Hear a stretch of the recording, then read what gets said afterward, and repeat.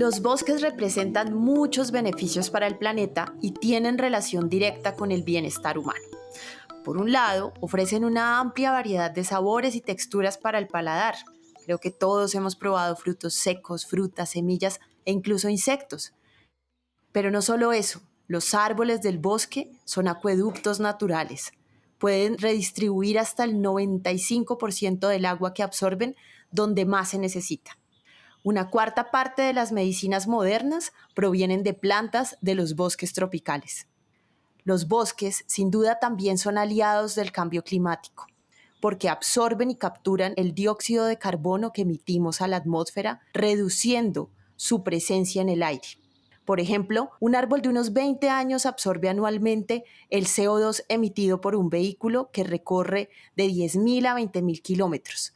Esto es como si fuésemos y volviésemos de Lima a Londres.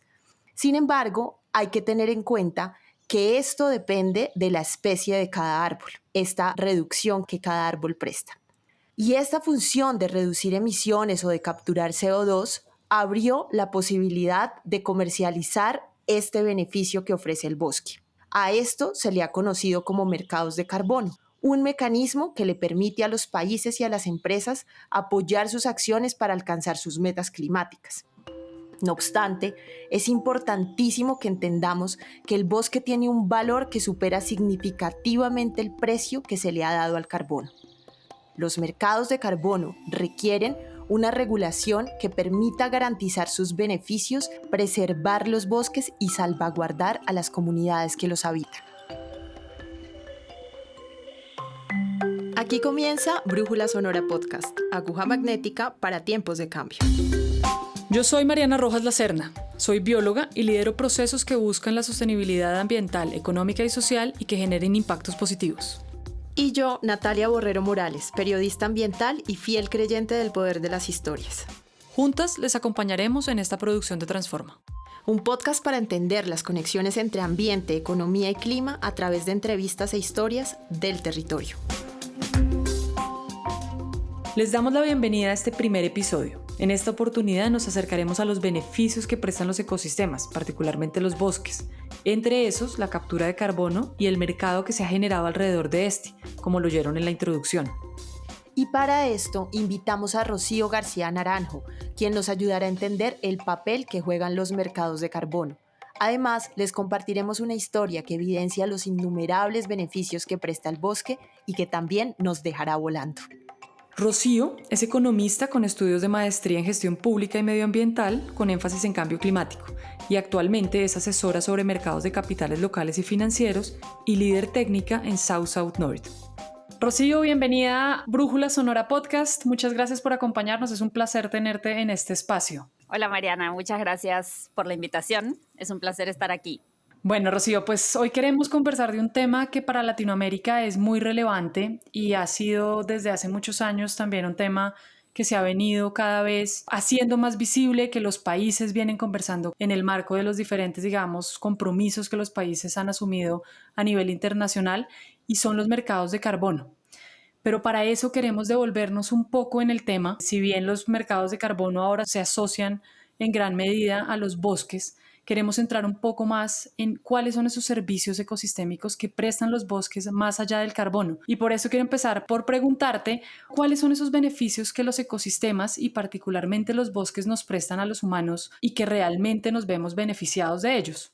Gracias, Mariana. Me parece súper relevante la pregunta y que hayamos retrocedido un par de pasos entre el vínculo de los mercados de carbono y el concepto más amplio de pago por servicios ecosistémicos, ¿no? Que los mercados de carbono son un componente de este tipo de pagos por servicios ecosistémicos. Cuando hablamos de bosques, los bosques, si bien sacan carbono de la atmósfera, también proveen un conjunto de servicios ecosistémicos adicionales. Por ejemplo, nos ayudan a regular los ciclos de agua, nos ayudan a evitar, por ejemplo, otro tipo de desastres y deslizamientos de agua, ya que ayudan a que ésta filtre y que pase a los ríos subterráneos que tenemos en todos nuestros territorios. Pero no solo eso, también tenemos belleza paisajística. Muchos de nosotros hemos viajado por razones turísticas a conocer la selva, Además, alojan un porcentaje mayoritario de la biodiversidad del planeta. Y sobre todo, no quería olvidarme de eso, también son fuente de servicios culturales que prestan servicios a los pueblos indígenas y originarios de esos territorios, pero además, gracias a su cultura, por ejemplo, podemos acceder también a plantas medicinales o a otro tipo de conocimiento ancestral y tradicional del cual también nos estamos beneficiando, ¿no? Entonces, reducir el rol de los bosques solo a un componente vinculado al carbono sería una gran pérdida para los bosques en general, ¿no? Rocío, tú acabas de mencionar algo que claramente das como el contexto justamente de todo esto que nos beneficia el bosque, que nos ofrece el bosque y que nos estamos quedando solamente como con una partecita que es esta parte del carbono. Demos nuevamente un paso atrás y ayúdanos a entender para nuestra audiencia de forma muy breve y muy sencilla qué son los mercados de carbono. En general, en los últimos años, bueno, desde hace muchas décadas en realidad, hablamos de mercados de servicios ecosistémicos, ¿no? Desde que se firmó el protocolo de Kioto, se crearon un conjunto de mecanismos que se conocen como los mecanismos flexibles del protocolo de Kioto. Entre ellos se creó un mercado de carbono. Este mercado de carbono lo que permitía es que a los países, voy a llamarlos del anexo 1, como se les conoció en ese momento, pero que son a los países desarrollados o un conjunto de países más desarrollados, que no podían reducir todas las emisiones que tenían que reducir internamente, tenían la posibilidad de comprar reducciones de emisiones en los países en desarrollo, ¿no? Entonces se convirtió en un intercambio de esfuerzos. Los países desarrollados hacían un esfuerzo interno, pero cuando no llegaban a su meta, podían comprar esas reducciones de emisiones en los países en desarrollo. Esa estructura generó este mercado de carbono, ¿no? En el cual la Unión Europea tenía un mercado con cuotas, ¿no? Con límites a las emisiones por sector, cuya ambición fue incrementando paulatinamente, y aquellos sectores o aquellas empresas que no lograban su cuota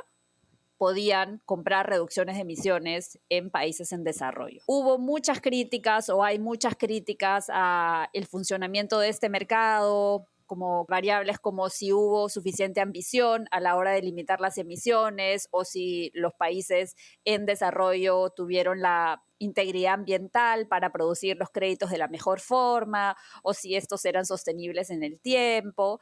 Hay un gran conjunto de aspectos que se pueden discutir, ¿no? Pero el concepto de mercado de carbono nació, como lo conocemos ahora, en este momento, ¿no? Luego de que se firmó el protocolo de Kioto. Y Rocío, si bien el mercado de carbono, como se planteó en su momento en el protocolo de Kioto, estaba no necesariamente asociado solamente a los bosques, ¿por qué en los últimos años ha sido este boom, por decirlo de alguna forma, de que el mercado de carbono se asocia específicamente a los ecosistemas y específicamente a los bosques y sobre todo bosques tropicales? Es una pregunta muy valiosa porque efectivamente dentro del protocolo de Kioto no existía o existía de forma muy acotada los bosques como opciones de mitigación, ¿no? Como generación de créditos para la venta en el mercado internacional, ¿no? La participación del sector forestal era muy acotada, precisamente porque el sector forestal era un sector difícil en términos de medición y de línea de base, ¿no?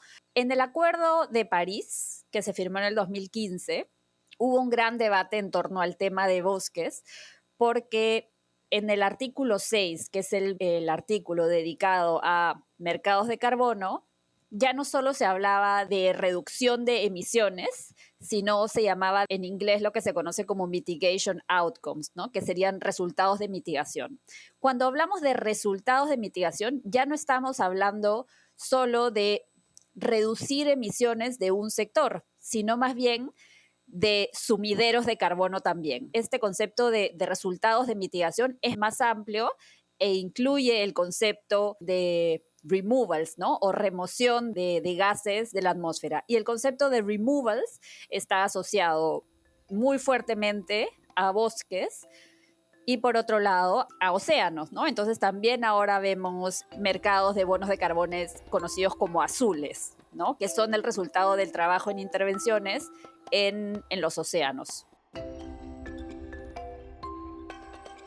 Y en el marco de lo que tú planteas, y es un poco cómo los países están viendo una oportunidad de cumplir sus compromisos a raíz de comprar, digamos, resultados de mitigación en otros países que de pronto tienen unas facilidades superiores para reducir en este sentido, ¿cuáles son los riesgos que tú ves para América Latina frente a los mercados de carbono en bosques? ¿Qué nos falta regular? ¿Qué nos falta proteger? ¿Cómo, digamos, blindar a las comunidades que habitan en estos territorios? Mi respuesta puede tener varios momentos. En lo que estamos viendo ahorita, por ejemplo, muchos de los países de la región han firmado o están en proceso de firmar acuerdos con países como Suiza. Aquí hay un componente porque este es un mercado de cumplimiento. Es para cumplir las NDC, ¿no? Entonces, tal vez ahí hay que empezar por decir que hay dos tipos de mercado. Uno, que son mercados vinculados a cumplir sus compromisos internacionales, y otros que son mercados voluntarios, en donde las empresas,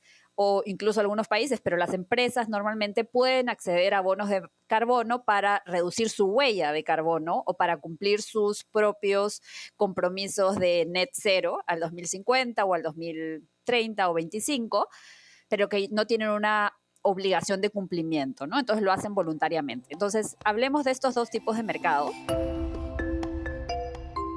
Entonces, en la región, muchos países han firmado o están firmando acuerdos para los mercados de compliance. En este es el caso de Suiza.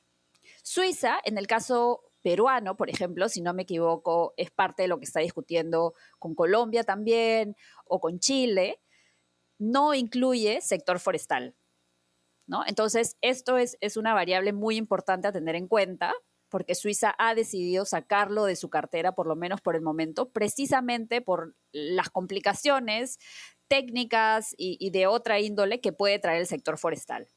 Por otro lado, países como Singapur, que también está iniciando negociaciones con varios países de la región, también para un mercado de cumplimiento, sí incorpora bosques. El problema con esto, con incorporar bosques para varios de nuestros países, Colombia, Brasil, Perú, Ecuador, Bolivia, México, es que cuando nosotros hemos hecho las curvas de mitigación, los costos de mitigación por país, nos encontramos con que el sector forestal en muchos de los casos de nuestros países son las emisiones más baratas. Son las reducciones de emisiones más baratas para el país. Ese es un riesgo importante, ¿no? Entonces hay un tema de costo-efectividad para el país que sería muy valioso considerar, ¿no?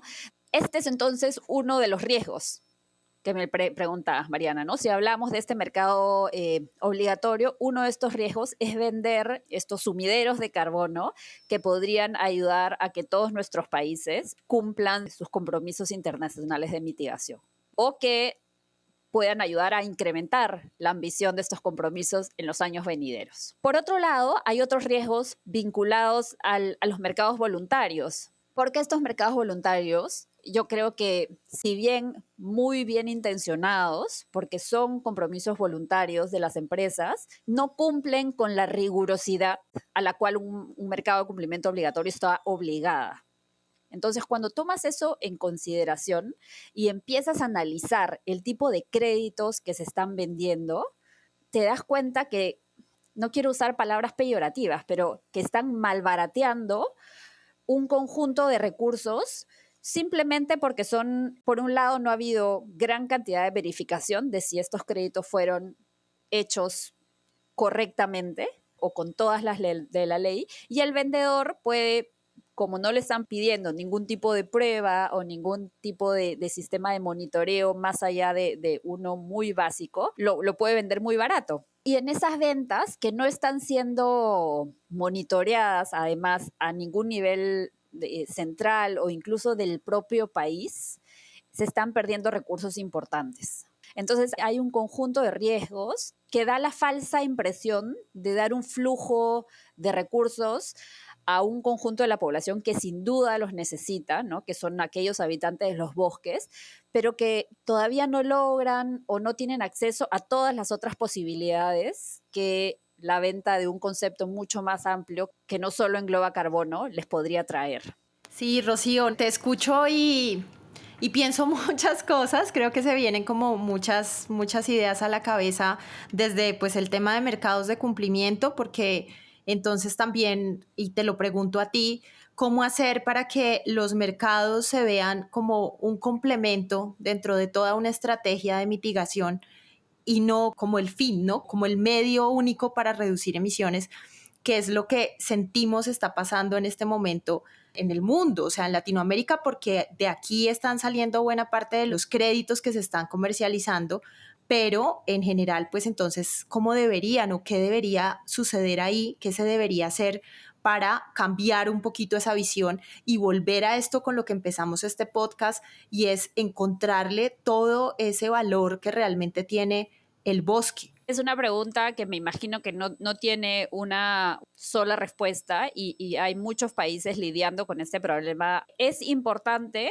darse cuenta que los mercados de carbono no son la solución final. La solución inmediata, cuando nosotros o cuando vemos a nivel internacional que hay muchos compromisos y es una maravilla ver todos los compromisos de estas empresas que quieren llegar a carbono neutralidad en el 2030 o cuando sea, lo que tendríamos que tener es algún tipo de escrutinio de ver que la solución no sea comprar, tener un business as usual y luego compro. Más bien, la solución tendría que ser reduzco internamente como primer paso y lo que no puedo lograr, entonces lo compro, ¿no? Que es, por ejemplo, lo que vemos en la contribución de Suiza. Y que también aplica pues para las empresas, ¿no? Porque entonces todo no puede ser simplemente compensado, sino deben también tener un plan que permita reducir esas emisiones. Efectivamente, ¿cómo logramos un escrutinio público para poder identificar aquellas empresas que efectivamente están realizando acciones de mitigación y sobre ellas comprando frente a aquellas que solo están comprando? Rocío, yo te escucho y de una vez pienso como en esa primera respuesta con la que tú nos enmarcaste este podcast, y es hablar de esos otros servicios que ofrece el bosque, pero también, sobre todo cuando tú mencionabas las comunidades que habitan esos bosques, que de alguna manera pues son las dueñas porque son quienes las conservan. Entonces, lo que hemos visto o lo que se está viendo es que todo este boom de los mercados también pone de alguna manera en riesgo a esas comunidades por muchas razones, ¿no? Porque entre otras cosas se genera pues como una especulación y como unas expectativas también para ellas que muchas veces no llegan al término que se requiere. Cuéntanos un poquito sobre esos riesgos que seguramente tú has visto y has identificado desde Perú y desde toda la región, pero también algunas formas de cómo mitigarlos. Claro, esas dos palabras que tú usas de especulación y expectativas son muy relevantes en este contexto, precisamente porque son una de las grandes consecuencias de esta situación y que fueron una de las consecuencias más importantes de lo que pasó con el protocolo de Kioto y el mecanismo de desarrollo limpio. Se crearon muchas expectativas y los precios se derrumbaron, ¿no? Entonces, los pueblos indígenas o las comunidades autóctonas que viven de los bosques no deberían depender únicamente de esta potencial fuente de ingresos, que tampoco sabemos cómo se va a desarrollar considerando el pasado. Una variable importante ahí, una discusión abierta, es cómo le damos valor a los otros servicios que provee el bosque. En la actualidad, y es algo muy positivo, vemos que el carbono tiene un valor, pero los otros servicios y los otros incluso productos del bosque y de la selva todavía no tienen ese valor o no tienen un valor tan alto o tan reconocido internacionalmente, ¿no? Entonces hay una discusión importante de cómo le damos más valor a esto para que los pobladores autóctonos o de las áreas puedan beneficiarse de mantener el ecosistema en pie, ¿no? No solo como consecuencia de remoción de carbono de la atmósfera, sino por todos los otros servicios ecosistémicos que se proponen. En esa línea, por ejemplo, Perú está discutiendo internamente la posibilidad de que todos los bonos de carbono o las reducciones de emisiones, en Perú se llaman URES, estén registrados en el Registro Nacional de Mitigación, ¿no? Y esto es importante no porque el Perú quiera controlar al vendedor, ¿no? Al sector privado, sino porque también te permite llegar e identificar aquellas áreas donde este mercado está tomando valor y acceder y brindar información a la población que está viéndose afectada / beneficiada con este nuevo mercado y que por lo tanto le puedes dar elementos para la toma de decisiones más informada, ¿no? Entonces no veamos esta obligación o esta discusión en torno a cómo accedemos a la información de aquellos que están vendiendo bonos, sino más bien veámoslo como una oportunidad para que el potencial proveedor de estos mercados tenga toda la información relevante para vender al mejor postor y vender otro tipo de servicios ecosistémicos.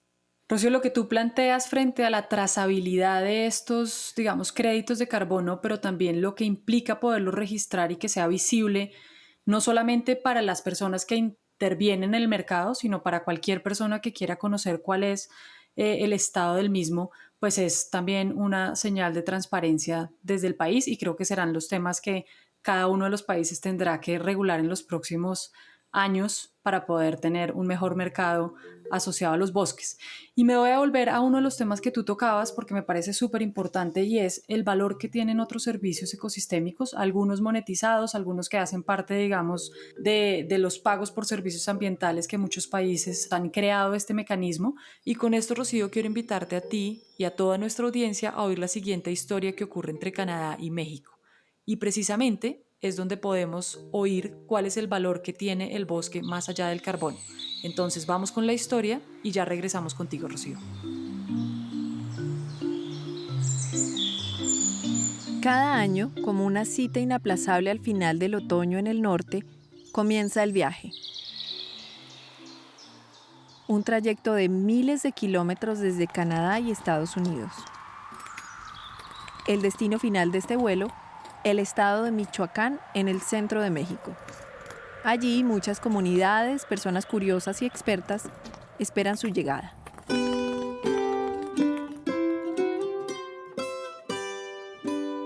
La llegada de una especie que supera cualquier creación o desarrollo tecnológico hecho por los humanos.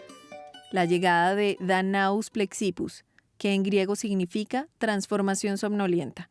Nos referimos a la llegada de la mariposa monarca.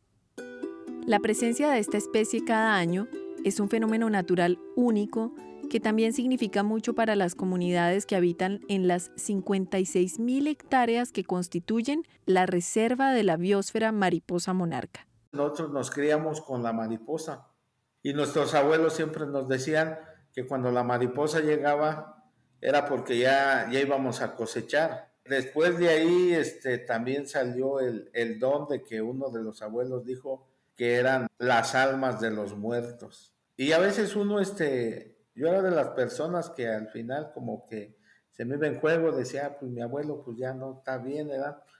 Pero definitivamente al paso del tiempo te das cuenta que es verdad, porque aquí la mariposa cuando llega al Ejido del Rosario nos llega el día 1 y el día 2 de noviembre.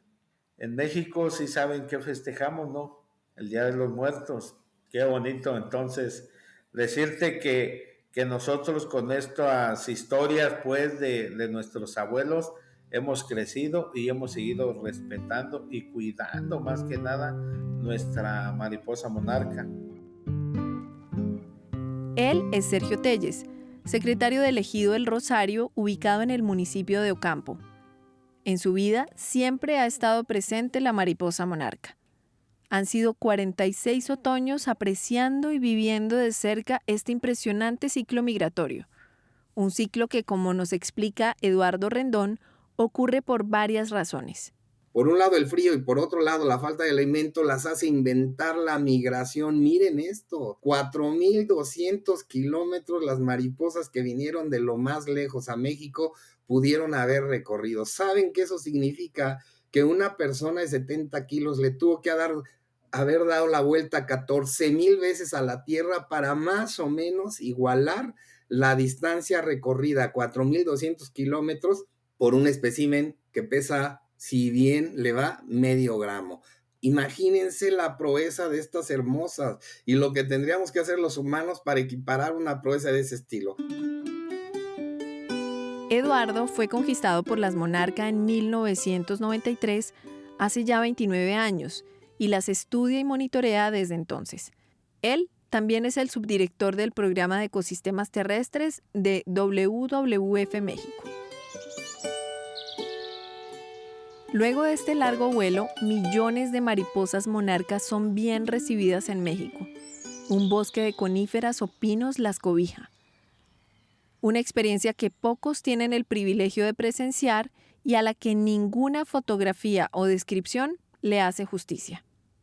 A mí me ha tocado verlas cuando llegan. A mí me ha tocado estar dentro del bosque y decirte que es algo que no te podría explicar porque lo he vivido. Imaginemos como ahorita estoy aquí en esta oficina solito y decirte que cuando ellas llegan se siente una vibra muy, muy especial. Se oye como cuando prendes tú tu ventilador, el airecito, el aleteo de esas maripositas tan hermosas. Y que llegan y te abrazan, te dicen ya estamos aquí, ya llegamos. Y más allá de la danza multitudinaria de mariposas arribando al verde espeso de las variedades de pináceas como el oyamel, vale la pena resaltar el papel protagónico de los bosques en este proceso migratorio, un papel que Eduardo describe con mucha precisión. Entonces, ¿qué le da el bosque a las monarcas? Ni más ni menos que la protección, el microclima adecuado para que ellas pasen descansando 5 meses de hibernación en México. Y estas monarcas extienden su tiempo de vida, esa generación en particular de adultos, porque 1 mes y medio de la migración en el otoño, 5 meses de hibernación en México, todavía 1 mes o 1 mes y medio de regreso al sur de los Estados Unidos.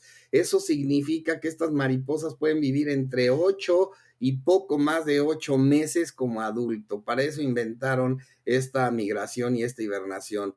Es así como los bosques de la reserva garantizan que la mariposa monarca pueda superar su promedio de vida de 5 semanas a 8 meses. De la misma forma, esta hermosa especie de alas naranja y patrones perfectos delineados en negro es responsable de otras interacciones ecológicas y sociales. Lo más bonito del Ejido del Rosario y que a nosotros nos ayuda la mariposa es en temporada de mariposa que nos da empleo y la protección de nuestros bosques, que ahora ya el gobierno federal y el gobierno estatal están más atentos pues con el bosque. Hablamos de turismo, hablamos de empleo temporal, muchos beneficios pues para mi gente. Y es que definitivamente la mariposa monarca es generosa con la gente y sus territorios. Los bosques son beneficiados por la presencia de la monarca porque la gente los está conservando para preservar su prestación de servicios turísticos. Pero el segundo grupo de polinizadores importante, nada más y nada menos, son las mariposas. Y ahora las invito a todos a que piensen, imagínense a estos millones y millones y millones de mariposas monarca migrando en todo Norteamérica, visitando a todas las plantas con flores. Yo me atrevo a decirlo, son muy probablemente de las principales estructuradoras de los ecosistemas terrestres de todo Norteamérica. El 75% de los alimentos que nos comemos los podemos disfrutar gracias a los polinizadores. Las monarcas hacen parte de este grupo y se suman a esta misión que nos beneficia a los seres humanos y otras especies. También la mariposa monarca y su impresionante migración ha garantizado la existencia de esta reserva, 56.259 hectáreas de bosques protegidos exclusivamente para la monarca. En esos bosques se capta el agua que a través del sistema Cutzamala, que es un sistema de movimiento de agua desde partes lejanas para la Ciudad de México, en este caso trae de 36 metros a 38 metros cúbicos de agua por segundo, que ni más ni menos que le dan de beber agua a 6 millones de personas en 13 alcaldías de la Ciudad de México y en 14 municipios del Estado de México. ¿Se imaginan? Los bosques de hibernación, la conservación de la monarca a través de la conservación de los bosques, ni más ni menos que nos dé el agua que me acabo de beber en este momento. Imagínense si no vamos a trabajar por su conservación.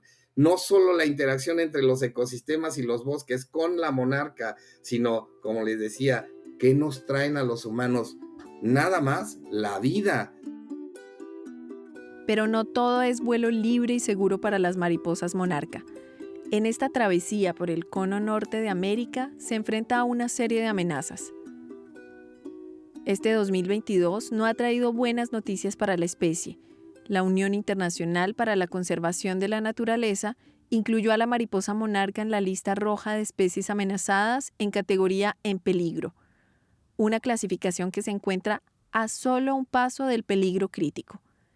Esto básicamente indica que la migración de esta especie enfrenta actualmente un riesgo alto de extinción en vida silvestre, producto de la destrucción de su hábitat y el cambio climático.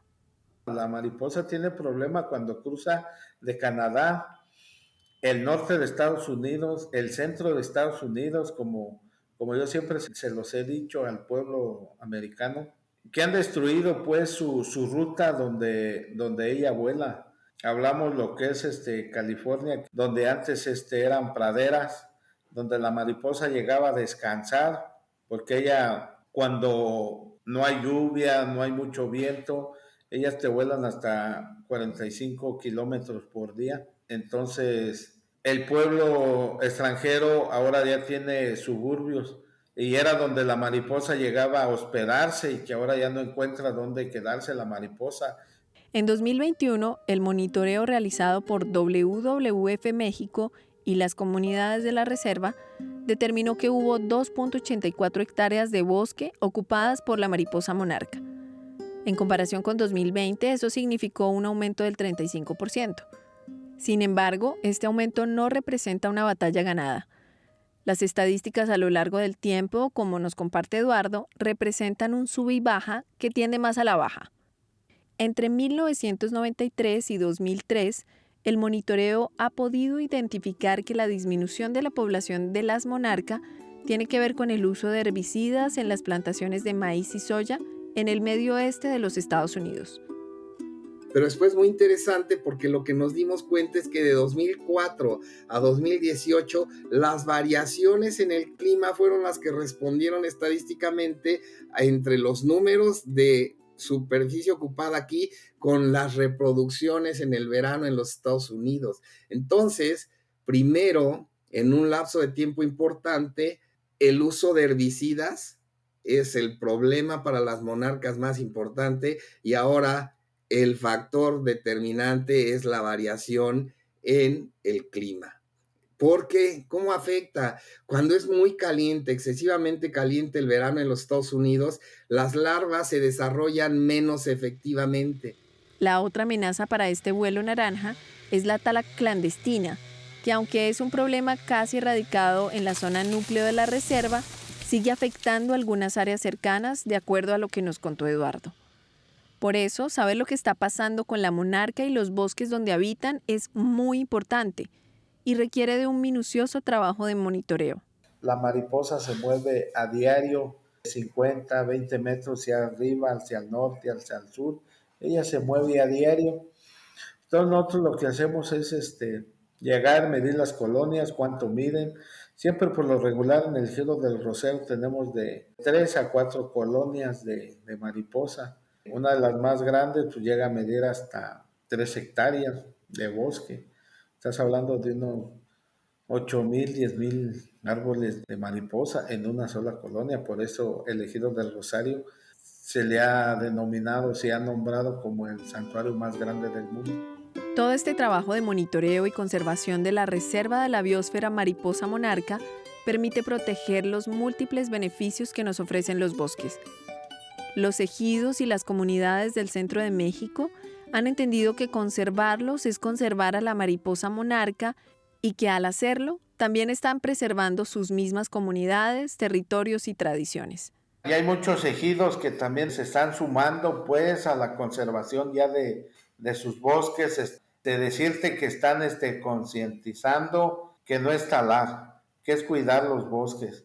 Entonces ahorita ya muchos ejidos, y hablar de la comunidad indígena de San Cristóbal, que está cerca al ejido del Rosario, hemos unido fuerzas, como ahora sí que en los meses ahorita de lluvia, pues hay muchos deslaves en el bosque, o corre aire y pues, se arrancan los árboles. Tenemos unas brigadas que también están al pendiente de los bosques, y en los tiempos de febrero y abril, mayo, que es cuando aquí hace demasiado calor, tenemos las brigadas también de contraincendio. Siempre estamos a la defensiva ahora sí de nuestros bosques, cuidándolos de todo incendio.